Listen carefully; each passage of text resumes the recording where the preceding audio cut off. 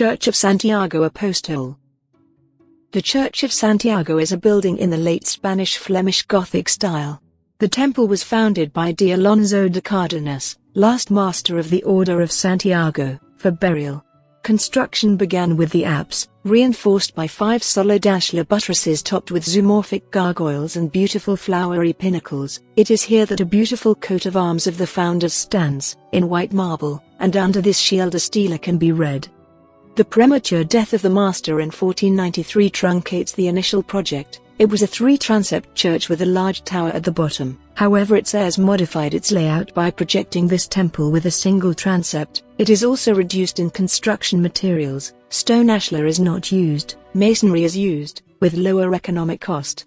The work was completed at the beginning of the 16th century by D. Alonso de Cardenas, 1st Count of Puebla del Maestre, grandson of the founder.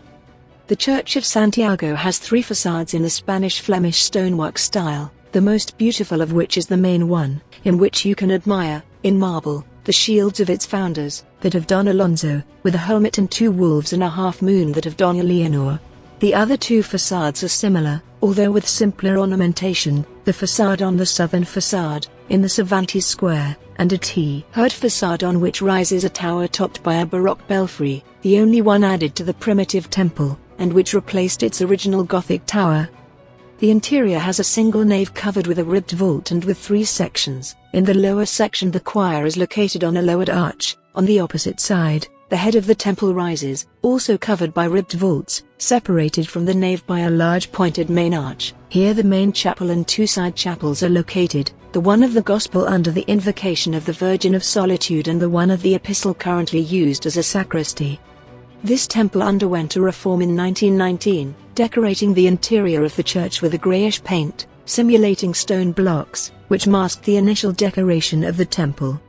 Currently on the main altar you can admire the effigies of Don Alonso de Cardenas and Doña Leonor de Luna, examples of international Gothic sculpture that were part of their burials, located in the center of the main chapel, protected by a fence, and decorated with interesting bas-reliefs of tenants of the coats of arms of the founders and allegories of the virtues attributed to the master as well as saints of his devotion. Don Alonso is represented embracing the sword like a cross and covered with the cape of the Order of Santiago, and Doña Leonor, praying, with a rosary in her hands and with the Oak of Hours at her feet.